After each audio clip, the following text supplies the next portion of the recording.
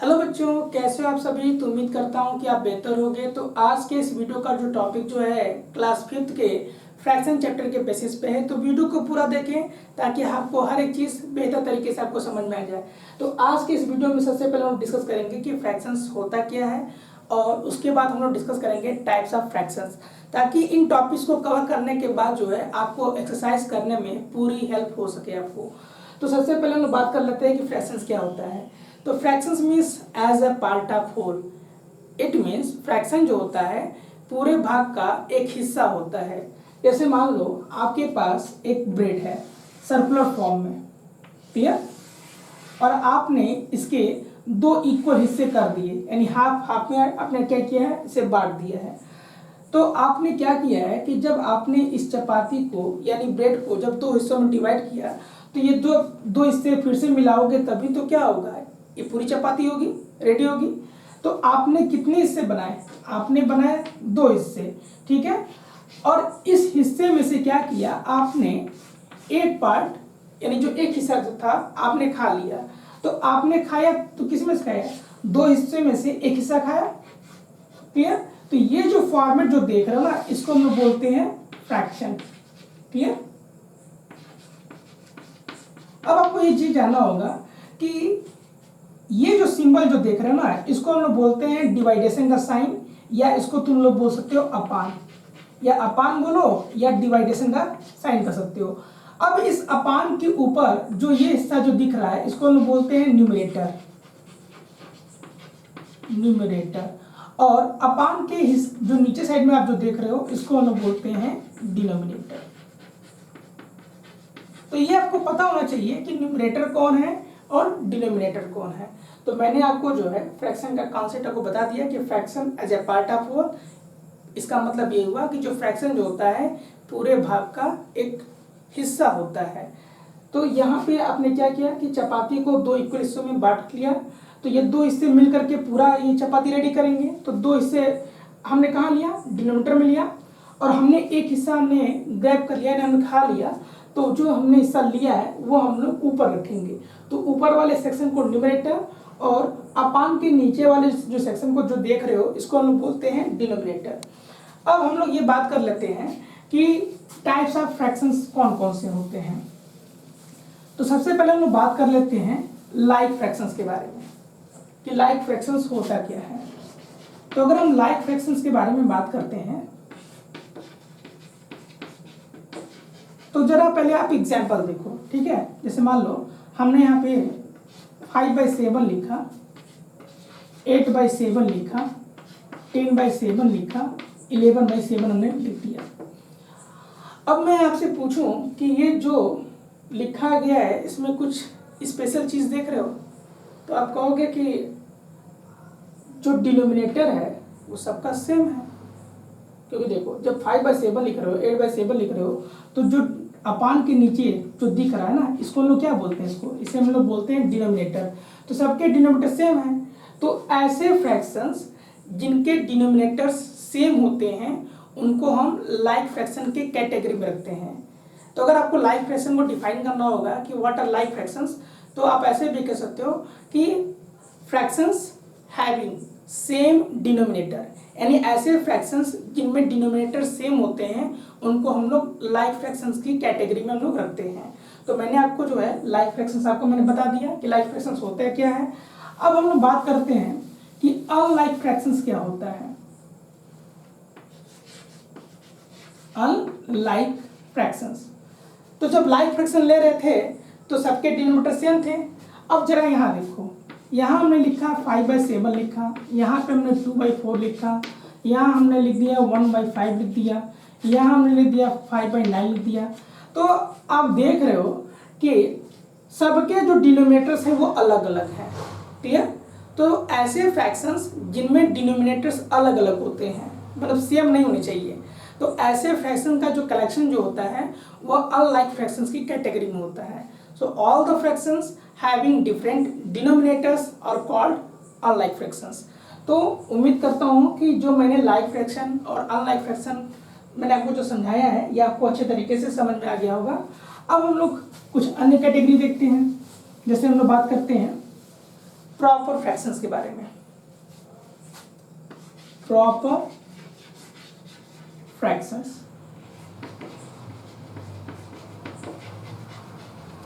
Proper fraction का मतलब ये होता है such fractions in which numerator is less than denominator, यानी ऐसे फ्रैक्शंस जिसमें न्यूमरेटर की वैल्यू जो है डिनोमिनेटर से क्या हो, कम हो, तो ऐसे फ्रैक्शन का जो कलेक्शन जो होता है वह आपका प्रॉपर फ्रैक्शन में कंसीडर होगा। जैसे मान लो ये 5/8, क्लियर, आपने यहाँ लिखा है 7/10 लिखा, यहाँ आपने लिख दिया 21/100 लिखा, क्लियर, ऐसे मैंने एग्जाम्पल्स मैंने रख दिए हैं।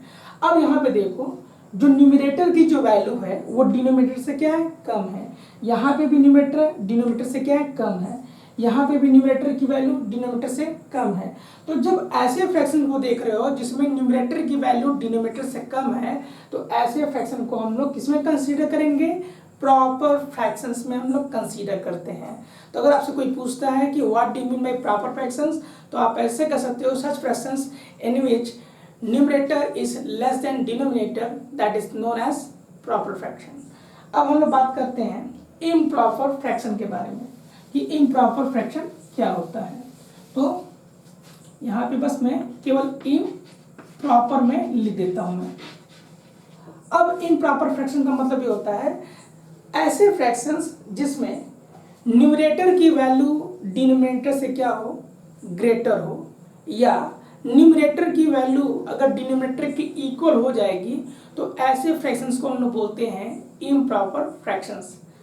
वन सेकेंड, मैं अपनी बातों को मैं रिपीट कर देता हूँ कि अगर आप ऐसे फ्रैक्शंस को देख रहे हो जिसमें न्यूमरेटर की वैल्यू जो है या तो डिनोमिनेटर के इक्वल हो गई हो, या न्यूमरेटर की वैल्यू जो है डिनोमिनेटर से बड़ी हो, इस केस में जो फ्रैक्शंस आप ऑब्जर्व करोगे वो आपके इम्प्रॉपर फ्रैक्शंस कहलाएंगे। जैसे मान लो हमने लिखा क्या है, 10/7 लिखा, हमने यहाँ पे 21/5 लिखा, हमने वी हैव रिटन हियर 57/15। तो अब इसमें जो भी फ्रैक्शन देख रहे हो न्यूमरेटर की वैल्यू क्या है, डिनोमिनेटर से बड़ी है, यहाँ पे भी न्यूमरेटर आपका डिनोमिनेटर से बड़ा है, यहाँ भी न्यूमरेटर डिनोमिनेटर से बड़ा है, या अगर सपोज करो न्यूमरेटर और डिनोमिनेटर की वैल्यू आपस में इक्वल कर गई है, तो ऐसे फ्रैक्शंस का जो ग्रुप जो होगा वो इम्प्रॉपर फ्रैक्शंस में कंसीडर होगा। तो मैंने आपको यहाँ पे आपको चीज़ें मैंने आपको बता दी हैं कि भाई प्रॉपर क्या होता है, इम्प्रॉपर क्या होता है, लाइक क्या होता है और अनलाइक क्या होता है। कुछ ऐसे भी फ्रैक्शंस देखिए। चलिए बात कर लेते हैं यूनिट फ्रैक्शंस के बारे में कि यूनिट फ्रैक्शंस होता क्या है।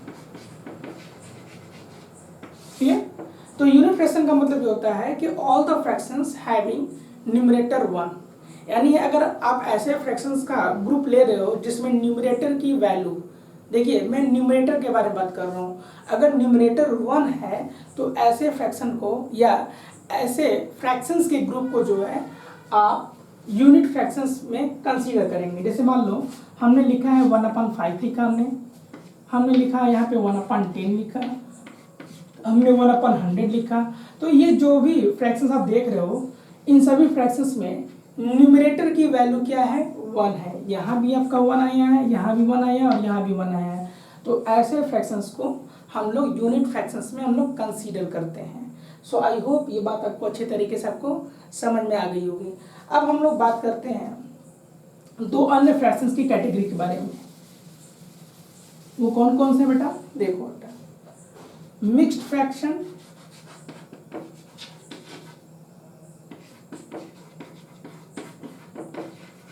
अब मिक्स्ड फ्रैक्शन क्या होता है, ऐसे फ्रैक्शंस जो होल, देखिए बात को अच्छे ध्यान समझिएगा कि ऐसा ना हो कि चीजें जो है आपके दिमाग से उतर जाएं।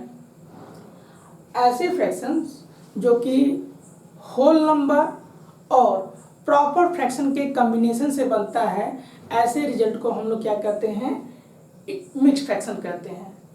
ध्यान समझिएगा। अब जैसे मान लो ये 6 लिया, ठीक है ना, 6 क्या है, एक होल नंबर है। अब होल नंबर क्या होता है, द नंबर बिगिंस फ्रॉम 0, जब नंबरों की स्टार्टिंग जो है जब आप जीरो से लोगे, जैसे 0 1 2 3 4 ऐसे लोगे, तो ऐसे नंबर्स के ग्रुप को हम लोग क्या कहते हैं, होल नंबर्स कहते हैं। तो 6 क्या है, होल नंबर। तो ऐसा फ्रैक्शन जिसमें दो चीज़ें कंबाइंड हो, यानी दोनों के मिलने से बनना चाहिए, उसमें क्या होना चाहिए, होल नंबर होना चाहिए और प्रॉपर फ्रैक्शन। तो ये तो 6 तो आपका होल नंबर है। अब जैसे ही हम यहाँ पे 5/7 मान लो हमने लिख दिया, तो ये 5/7 क्या है, ये प्रॉपर फ्रैक्शन है, क्योंकि न्यूमरेटर की वैल्यू क्या है, डिनोमिनेटर से छोटी है। तो इस तरह के फ्रैक्शंस के ग्रुप को हम लोग क्या कहते हैं, मिक्स्ड फ्रैक्शन कहते हैं। तो अगर आपसे कोई पूछता है कि what do mean by mixed fraction, तो आप ऐसे कर सकते हो, a fraction which is made by a whole number including proper fraction, that fraction is known as mixed fraction. तो ये क्या है, ये आपका मिक्स्ड फ्रैक्शन में कंसीडर होगा। अगर मान लो आपने 10 लिया, 10 क्या है बेटा, ये होल नंबर है। अब यहाँ पे मैं 1/2 इसमें लगा दूं, तो 1/2 क्या है, ये प्रॉपर फ्रैक्शन है। क्यों, क्योंकि न्यूमरेटर की वैल्यू डिनोमिनेटर से क्या है, छोटी है ना, देख रहे हो ना, न्यूमरेटर डिनोमिनेटर से कम है। तो ये जो फ्रैक्शन का जो ग्रुप देख रहे हो ना, ये मिक्स्ड फ्रैक्शन है। तो मैंने आपको मिक्स्ड फ्रैक्शन में बता दिया। अब हम लोग बात करते हैं इक्विवेलेंट फ्रैक्शंस के बारे में, ठीक है, कि इक्विवेलेंट फ्रैक्शंस क्या होता है। इक्विवेलेंट फ्रैक्शंस,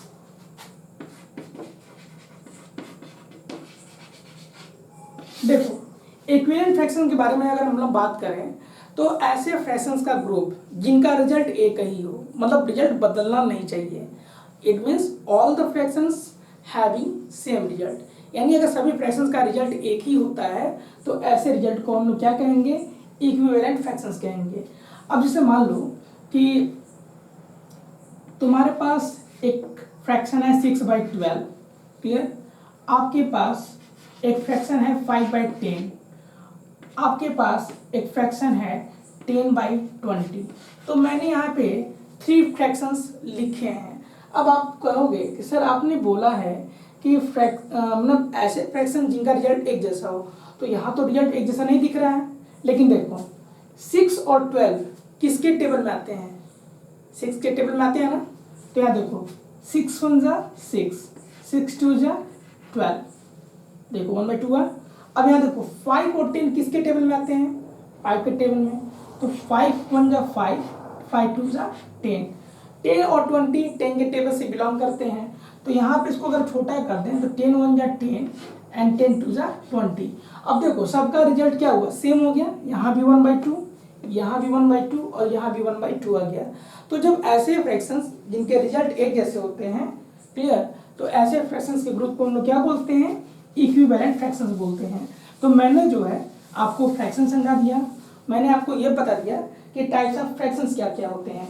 अब हम लोग बात करते हैं कि अगर एक्सरसाइज के बेसिस पे अगर आपको प्रॉब्लम को सॉल्व करने होंगे तो कैसे करेंगे। चलिए हम लोग बात करते हैं एक्सरसाइज नंबर 22 के बारे में, क्लियर, जो कि हम लोग RS अग्रवाल के टेक्स्ट बुक से देख रहे हैं। तो चलिए देखते हैं कैसे करेंगे आप। एक्सरसाइज 22 में क्या है, पहला जो क्वेश्चन है उसमें क्या किया है कि कुछ डायग्राम बने हुए हैं, जैसे मान लो इस तरह का डायग्राम बना हुआ है, क्लियर, और यहाँ पे 3 बॉक्सेस बने हुए हैं, जिसमें से ये 2 बॉक्सेस शेडेड हैं इसमें। अब यहाँ पे क्या दिया गया है कि आपको फिल इन द ब्लैंक्स भरना है, क्या कि शेडेड क्या है और अनशेडेड क्या है। शेडेड मीन्स जो हिस्सा कलर्ड है या जो हिस्सा इस तरीके से मैंने किया हुआ है। तो अब शेडेड कितने इसमें 2, अनशेडेड कितना हुआ बेटा 1। बस आपको सिर्फ ऐसे ही कर देना है। तो क्वेश्चन नंबर 1 में जो प्रॉब्लम्स दिए गए हैं आप इसको ऐसे समझ के करिएगा, क्लियर। अब हम लोग बात करते हैं क्वेश्चन नंबर 2 के बारे में, क्लियर। क्वेश्चन नंबर 2 में दिया गया है circle each one of the unit fractions given below, clear. यानी क्या करना है, सेकंड वाले क्वेश्चन में कुछ फ्रैक्शंस दे दिए गए हैं, क्लियर, और आपको क्या करना होगा कि जो यूनिट फ्रैक्शन होगा उसको आपको सर्कल करना होगा। तो मैं सेकंड क्वेश्चन को मैं अपने तरीके से मैं ले लेता हूँ मैं, क्लियर। जैसे मान लो क्वेश्चन नंबर 2 है, क्लियर। मैं यहाँ पे कुछ फ्रैक्शन नंबर ले लेता हूँ, 5/3 ले लिया मैंने, 1/7 ले लिया, 2/5 ले लिया, 1/8 ले लिया। क्लियर? ऐसे मान लो मैंने फ्रैक्शन ले लिया। अगर मुझे यूनिट फ्रैक्शन पे सर्कल करना होगा तो मैं ये देखूंगा ना कि ऐसे फ्रैक्शन जिसमें न्यूमरेटर 1 होगा वही तो यूनिट फ्रैक्शन होगा। तो एक आपका यहाँ मिला, क्लियर, क्योंकि न्यूमरेटर 1 है, यहाँ भी आपका न्यूमरेटर 1 है, इसीलिए जिस पे मैंने सर्कल किया है वही हमारे क्या है, यूनिट फ्रैक्शंस हैं। तो सेकेंड वाला प्रॉब्लम आप खुद सॉल्व करोगे, मैंने आपको आइडिया दे दिया है। क्लियर? अब जो है क्वेश्चन नंबर 3 में देखो, circle each pair of like fractions given below. Clear? तो यहाँ पे क्या दिया गया है कि 4 प्रॉब्लम्स दिए गए हैं और उन 4 प्रॉब्लम्स में दो फ्रैक्शंस रखे गए हैं और आपको देखना है कि किस पेयर का लाइक फ्रैक्शंस में कॉम्बिनेशन दिया गया है। जैसे मान लो मैं अपने पास से कुछ क्वेश्चन ले लेता हूँ मैं अपने तरीके से। जैसे मान लो यहाँ पे पहला प्रॉब्लम मैं ले रहा हूँ 5/11 और यहाँ रख दे रहा हूँ 2/7। क्लियर? सेकेंड में रख दे रहा हूँ 7/5 और यहाँ रख दे रहा हूँ 8/5। क्लियर? यहाँ थर्ड में मैं रख दे रहा हूँ 9/12 एंड 5/30। अब जरा ध्यान से समझना, मान लो यहाँ पे थर्ड में मैंने ये 3 क्वेश्चन ऐसे रख लिए हैं। अब मुझे ये देखना है कि कौन सा ऐसा पेयर है जिसमें लाइक फ्रैक्शंस दिख रहा है। तो पहली चीज, लाइक फ्रैक्शन क्या होता है, जिसमें फ्रैक्शंस जिसमें डिनोमिनेटर की वैल्यू सेम होनी चाहिए। तो जब डिनोमिनेटर की वैल्यू सेम होगी तभी तो आप लाइक फ्रैक्शन कंसीडर करोगे ना। अब देखो ये तो तुम्हारा होगा नहीं क्योंकि डिनोमिनेटर्स अलग अलग हैं, इनके डिनोमिनेटर्स अलग अलग हैं, तो ये भी आपका नहीं होगा। ये जो आपका जो ग्रुप जो दिख रहा है बेटा, यही क्या है, आपका लाइक फ्रैक्शन होगा क्योंकि दोनों में डिनोमिनेटर की वैल्यू सेम है। तो मैंने थर्ड आपको समझा दिया। क्वेश्चन नंबर 4 क्या है, अनलाइक फ्रैक्शंस। आपको देखना होगा कि भाई जो पेयर्स दिए गए हैं उसमें से कौन अनलाइक होगा। तो जब डिनोमिनेटर्स अलग अलग होंगे, मान लो अगर आप ऐसा पेयर आप फ्रैक्शन देख रहे हो जिनमें डिनोमिनेटर अलग अलग है, उसी को आप अनलाइक फ्रैक्शन में कंसीडर करोगे। तो क्वेश्चन नंबर 4 आपके हवाले। ठीक है, क्वेश्चन नंबर 5 को देखते हैं। Circle each one of the proper fraction given below. Clear? अब यहां पे देखो, तो इसमें मैं बताऊंगा नहीं, मैं अपने पास से कुछ नया क्वेश्चन इंक्लूड कर दे रहा हूं मैं। अब मैं यहाँ पे 2 क्वेश्चन ले रहा हूं, पहला और सेकेंड। यहां मैंने रख दिया 7/4 रख दिया और यहां रख दिया मैंने 9/30 रख दिया। अब मुझे सर्कल करना है, किसको करना है, ऐसे फ्रैक्शन को करना है जो मेरा प्रॉपर फ्रैक्शन हो। अब प्रॉपर फ्रैक्शन किसको कहेंगे, जिसमें न्यूमरेटर की वैल्यू डिनोमिनेटर से क्या हो, कम होनी चाहिए। तो ये बताओ क्या ये तुम्हारा प्रॉपर फ्रैक्शन है, is it proper fraction. Numerator की जो वैल्यू है डिनोमिनेटर से क्या है, ग्रेटर है, तो ये तो होगा नहीं। क्लियर? बट यहाँ न्यूमरेटर की वैल्यू डिनोमिनेटर से कम है, इसीलिए ये आपका प्रॉपर फ्रैक्शन है। तो मैंने क्या किया है, जिस पे प्रॉपर फ्रैक्शन था उसको मैंने इनसर्कल कर दिया। अब क्वेश्चन नंबर 6 में जो प्रॉब्लम है उसमें आपको क्या करना है कि जो अनलाइक फ्रैक्शंस होंगे, मतलब ये कहना चाहते हैं कि क्वेश्चन नंबर 6 में प्रॉब्लम ये दिया गया है कि इम्प्रॉपर फ्रैक्शन को आपको सर्कल करना होगा। अब मान लो मैं क्वेश्चन नंबर 6 ले लेता हूं मैं, ठीक है ना, लेकिन मैं अपने पास से क्वेश्चन इंक्लूड कर देता हूं मैं, पहला और दूसरा क्वेश्चन। मान लो यहाँ पे मैंने 8/3 लिखा और यहाँ मैंने 5/12 लिखा। अब मुझे इसमें इम्प्रॉपर देखना होगा, तो इम्प्रॉपर कैसे देखेंगे, न्यूमरेटर की वैल्यू डिनोमिनेटर से क्या होनी चाहिए, बड़ी होनी चाहिए, या numerator must be equal to denominator. So if we observe here, so what we get here, हम लोग को ये देख रहे हैं कि यहाँ पे न्यूमरेटर डिनोमिनेटर से क्या है, कम है, तो ये तो आपका इम्प्रॉपर तो है नहीं, बट यहाँ न्यूमरेटर डिनोमिनेटर की वैल्यू से बड़ा है, तो ये आपका क्या है, इम्प्रॉपर फ्रैक्शन है। तो आपको ऐसे ही इम्प्रॉपर फ्रैक्शन को इनसर्कल करना है। चलिए question number 8, clear, convert each of the following into a mixed number.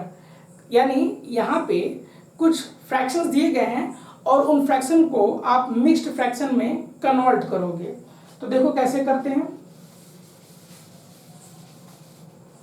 Question number, अगर मैं यहाँ पे 8 का मैं पहला लेता हूँ। मैं सिर्फ एक क्वेश्चन समझा रहा हूँ, ध्यान से समझिए बेटा।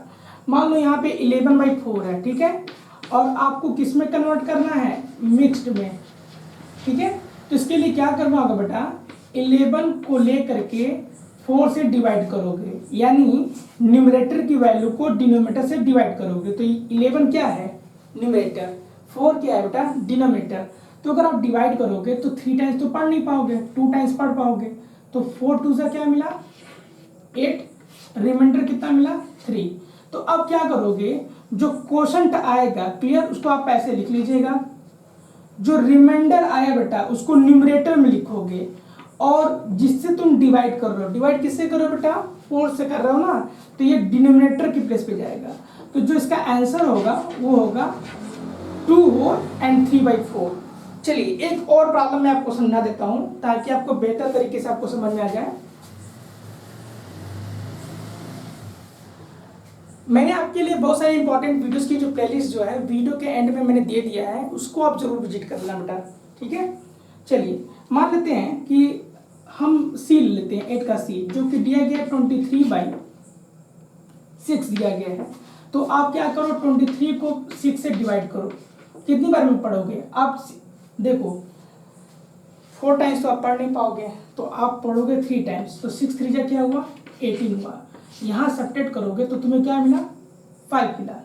अब यहाँ पे तुम देखो, जितनी बार तुमने पढ़ा है ये तुम्हारा होल हो गया, ठीक है।